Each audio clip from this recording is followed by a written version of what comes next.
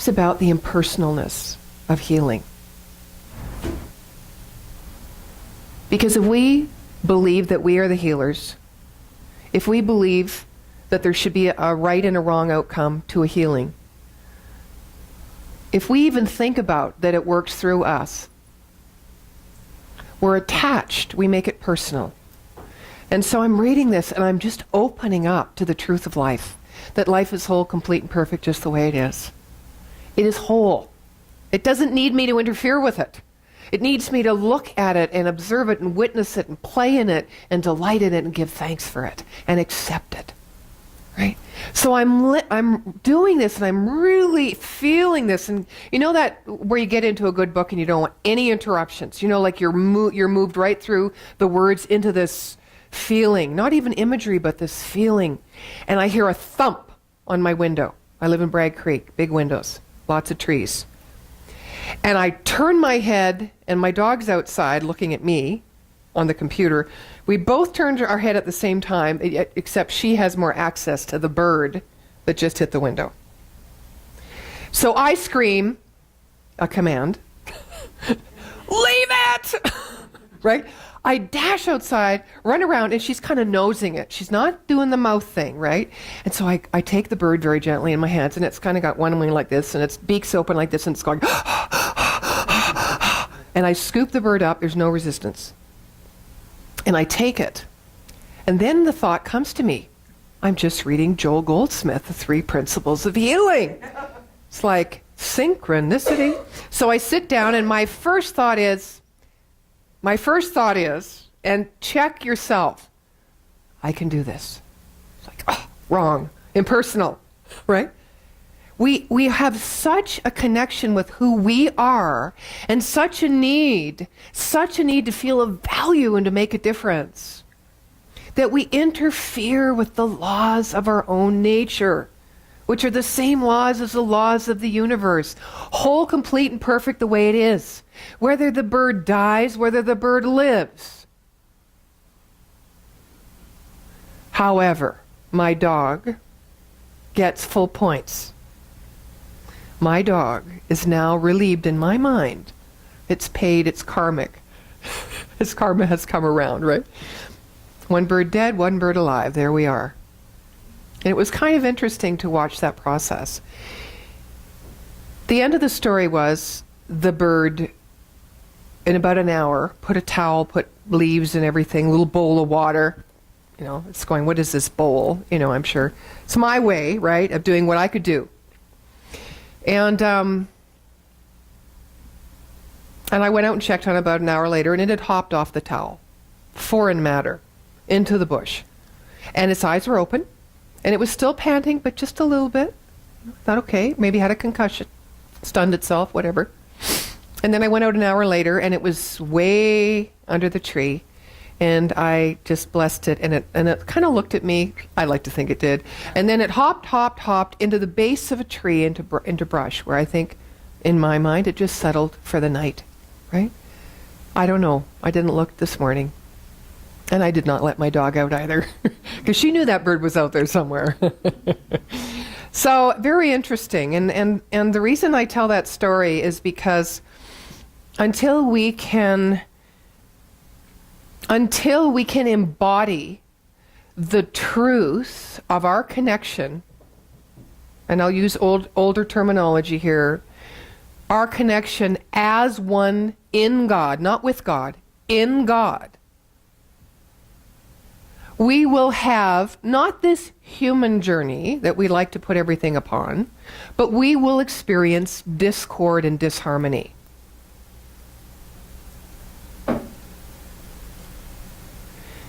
One of the things that metaphysics teaches, similar to fundamental religion, is that we have a mortal mind. Discord is founded in the belief, and there's only one belief, and it's the same for everyone. Two powers, right and wrong, which comes from good and evil.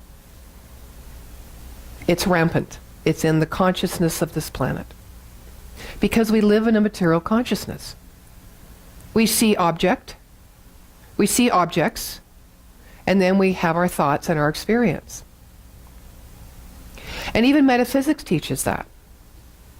Dr. Ernest Holmes said, paraphrasing, when we think aright or rightly, when we think rightly, then we will experience no discord. So what does rightly mean? It means knowing that this spiritual intelligent universe that is whole, complete, and perfect in and of itself, that moves upon itself to create, is that same intelligent system that lives within us. So let's rely upon that. Let's know that the source for creating wholeness, harmony, peace, joy, life, prosperity is already within us. It's our inherent birthright. It's how we are made. It is our spiritual DNA. So Holmes referring to that means think rightly. Remember that.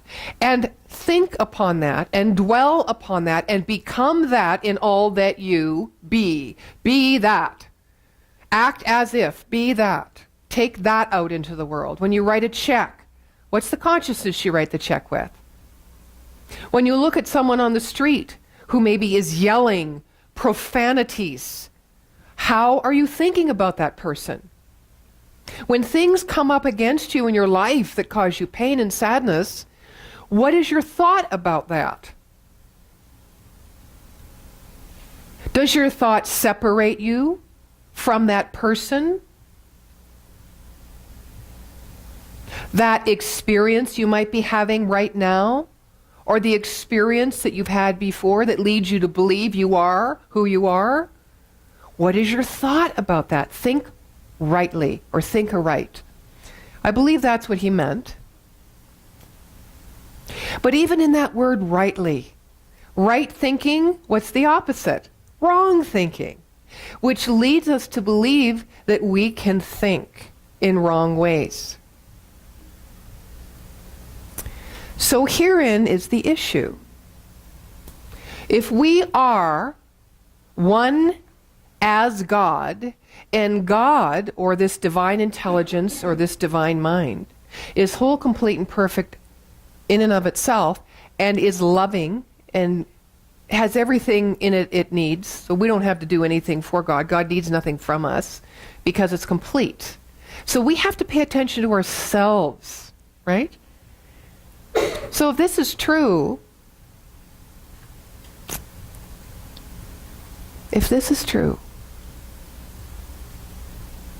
then the mind we are thinking with is the mind of God. So how can we think wrongly?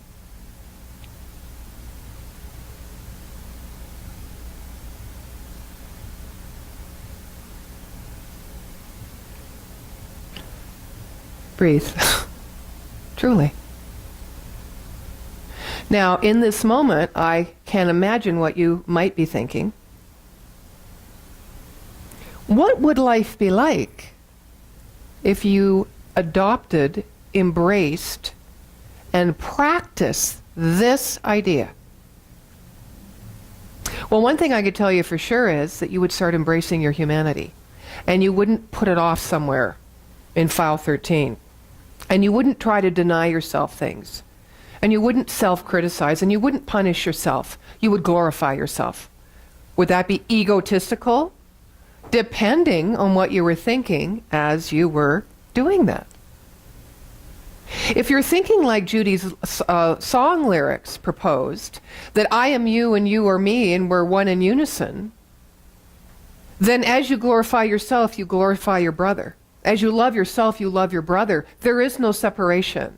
That's what I meant by there's no I and we. Whatever you do unto yourself, you do unto humanity. Because there is only one mind. Quantum physics will tell you that it's all energy. And that energy is both a wave and a particle, right? And you know, when scientists go to measure form, the energy moves into a particle. And when the scientists go to measure movement, the particle shifts to become a wave. So that tells you two things. It tells me two things. Maybe there's 20 things. But the things that come to mind are that energy, which is this unseen intelligence, is everywhere present and can be affected by our thought energy with its attention upon it. I am a scientist. I am going to measure the form of energy. And then energy becomes a form in which I can measure, or which is measurable. I am a scientist. I want to measure the movement. And then it becomes a wave. It also tells you this other thing, that the wave and the particle are both energy. They're all one thing. So if I look at Connie and I see a difference, it is only those aspects within me that I have not yet met or expressed or known, because probably I'm not comfortable with them. I probably know about them in a very deep intuitive level, but I am not willing to own them. I'll tell you one thing, and I can say this, because I wouldn't say anything different here, or when I was with her one-on-one. When I first met Connie, she was so, I don't know any other word, bombastic, that it was like, I was like, whoa, okay, I can only take this for so long. Right? You've probably heard this many times. The energy. Okay, so here's why I withdrew. Now, in my withdrawal, energetically, I moved away. In my mind, I moved away too, and I formed an opinion. Right? And that opinion I carried with me, and every time I saw Connie, that opinion would go before me. And if it didn't go before me consciously, as soon as I was in her energy again, man, that opinion was right there again. And every time I saw it, I built on it. I built an energy around that opinion. Right? And the opinion was, she's bombastic, I can only be around her for so long. What is the truth? Truth is, she is who she is. If I am not making this personal, which I can't help but make, until I understand where our commonality is, and when I understand where our commonality is, even if it's expressed differently, I'm going to tell you what the commonality is, just a minute, then I can let it go, because it neutralizes itself. It's gone. So here's what I learned about myself. Unraveling that opinion, if truly there is only one mind and there's only one energy and one thing going on and the law of attraction is always working, and that there is no I and we, what I discovered was that larger than life part of myself that I had been suppressing all my life, so that I wouldn't have people form opinions about me that I was forming about Connie. Oh, joys of religious science. There it was. And now I love it. Why? Because I'm expressing it. I'm living into the fullness of who I am. So I don't have to resist anymore what I am. So religious science teaches us that I couldn't have even recognized, I wouldn't even had a button. There would have been no resistance or moving forward towards something unless it was already within me. Of course it's in me. We're all at the subatomic level, the quantum level, the level of energy, one thing. The world, of course, itself exists looking at how we are all different. Even this idea of celebrating our diversity, which is a great idea because it shifted the collective consciousness on the good of diversity, the oneness, to celebrate each other and to let ourselves be our own truth. That was great. Great first step. What's the next step? Is there a next step? I don't know what it is for you, if there is one for you. For me, it is about walking in their shoes. And I can only do that to the level of my own open mind and my own imagination. I can never really do that. But I can have empathy, I can have compassion, because as they walk, so walk I. This is what Jesus knew.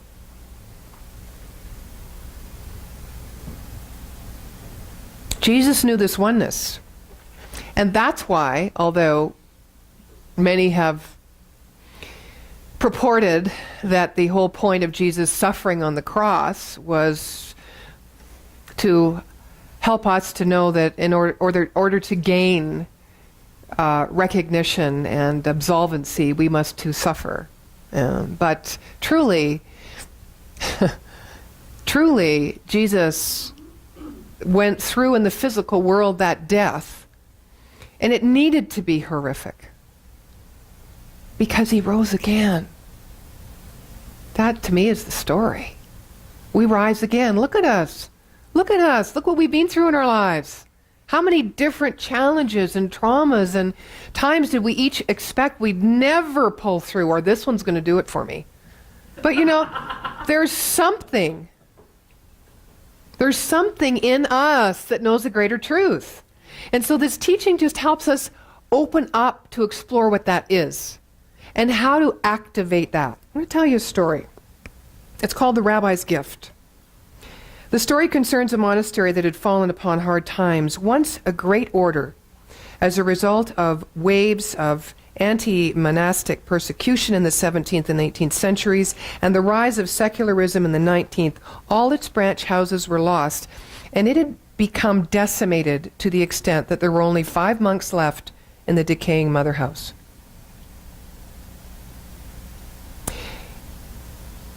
The abbot and 4 others, all over 70 in age, clearly it was a dying order.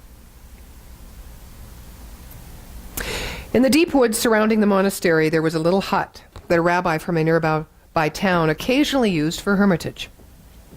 Through their many years of prayer and contemplation, the old monks had become a bit psychic, so they could always sense when the rabbi was in his hermitage. "The rabbi is in the woods. The rabbi is in the woods again," they would whisper to each other.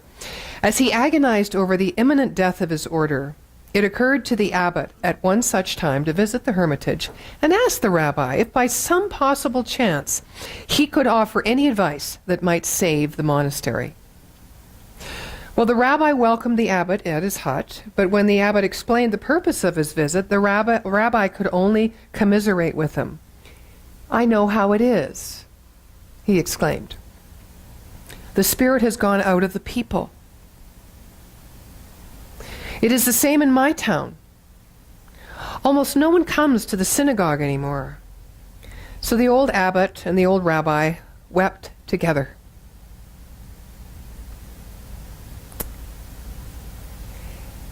Then they read parts of the Torah and quietly spoke of deep things. The time came when the abbot had to leave. They embraced each other. "It has been a wonderful thing that we should meet after all these years." The abbot said, "But I have still failed in my purpose for coming here. Is there nothing you can tell me?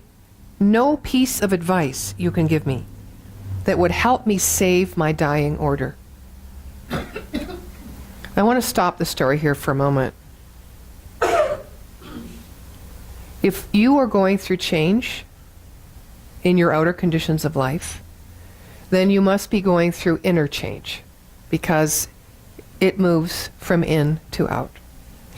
If this is true, what in your life is a dying order?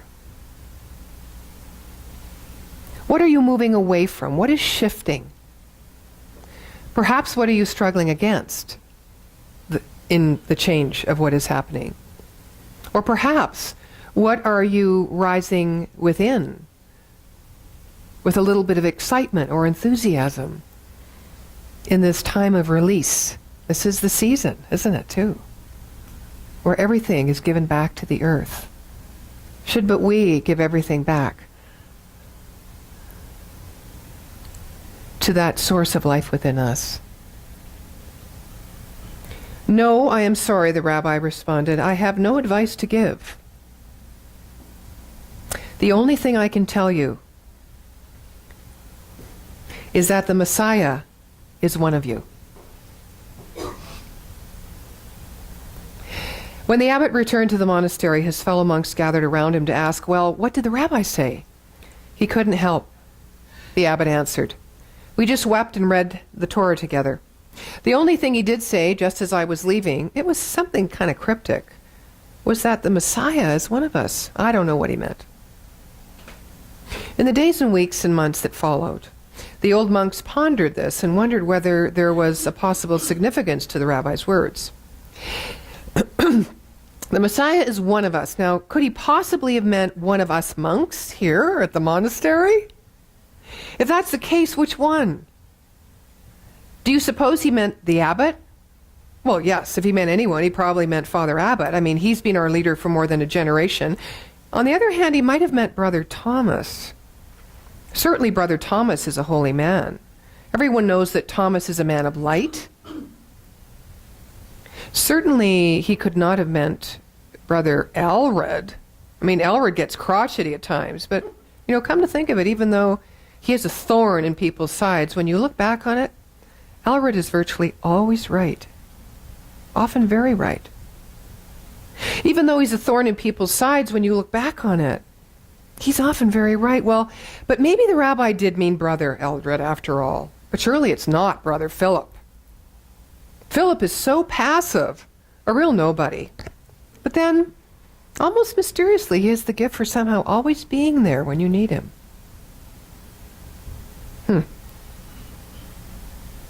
He just magically appears by your side. So maybe Philip is the Messiah.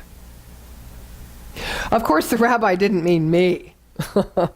He couldn't possibly have meant me. I'm just an ordinary person. Yet suppose he did. Suppose I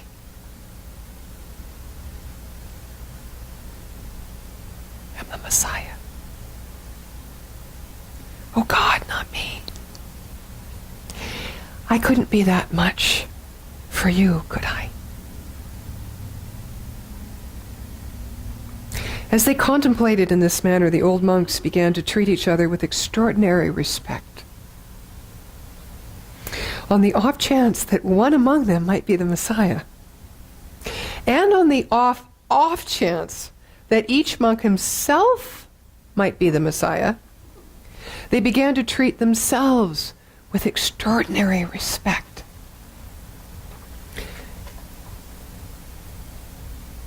Because the forest in which it was situated was beautiful, it so happened that people still occasionally came to visit the monastery to picnic on its tiny lawn, to wander along some of its paths, even now and then to go into the dilapidated chapel to meditate. As they did so, without even being conscious of it, they sensed the aura of extraordinary respect that now began to surround the 5 old monks and seemed to radiate out from them and permeate the atmosphere of the place. There was something strangely attractive, even compelling, about it all. Hardly knowing why, they began to come back to the monastery more frequently, to picnic, to play, to pray. They began to bring their friends to show them this special place, and their friends brought their friends. Then it happened that some of the younger men who came to visit the monastery started to talk more and more with the old monks. After a while, one asked if he could join them. Then another, and another. So within a few years, the monastery had once again become a thriving order. And thanks to the rabbi's gift, a vibrant center of light and spirituality in the realm. There was a new order. It was a higher order of livingness, of life, of honor, of love, and of oneness. Truth.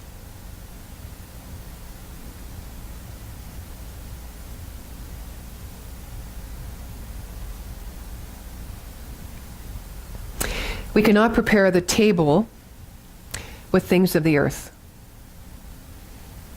They must be things of the Spirit, which inhabit things of the earth. There is no separation. between the unseen forces and that which appears. The wave and the particle, one thing, moving back and forth in exchange. The life of Connie, the life of Patrick, the life of Teresa. One life, expressing differently. That story came from The Different Drum by Dr. M. Scott Peck. Ernest Holmes once wrote this meditation. I desire to be loved, therefore I love greatly. To feel warmly inclined toward people, to be interested in them and helpful on their behalf. I give as I wish to receive.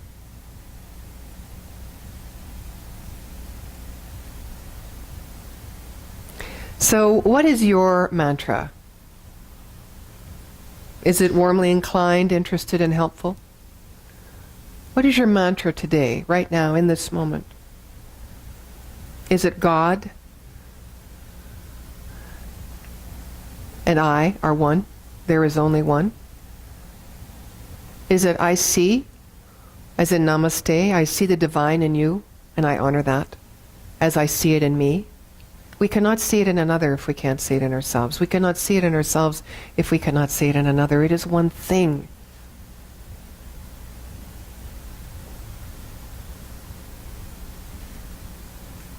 What I know is that when I focus my mind on something of pureness, of truth, and I repeat it to myself in my thoughts at every moment, and it separates me from me. It brings me in my individuality into the energy of pure truth, of pure love.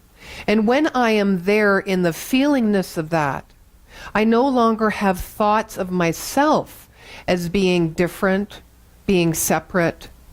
I am just there in that embodiment of that truth. And I know when I am there, it multiplies. I presence that. That is the gift to the world, is our presence. But what consciousness are we in? What creates our presence? What effect do we have on this beautiful energy of life that is us, that lives as us, through us? This is our greatest gift, which is the greatest discovery to mankind. We are free-thinking individuals. We have choice. We are intelligent.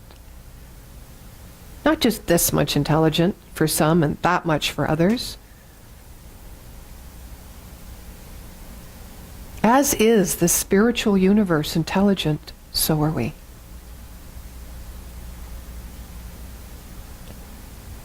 We cannot prepare the table with things of the earth. Let us not try to adjust and fix ourselves so that we can be measured in our own mind against another, or any thought we have held before, or any opinion of someone else's. Let us take the time to prepare this beautiful passage that we have been given here on earth as human beings in things of the Spirit, because they are pure, they are whole, they are already perfect, they need nothing from us. And let us move as that moves. Let us move as that energy moves, and watch it change the planet. Does it need to change? No, it's perfect the way it is. It's perfect the way it is. But we will now see the effects of the love of God as we be that love without needing any outcome or anything in return. If we just love, we will see it. And it will be so good for our soul. And we will remember. We will remember that we belong, that this is one life, one people, one world.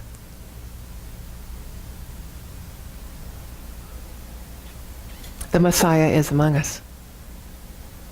Could it be you? Could it be me? And so it is. So it is. Thank you.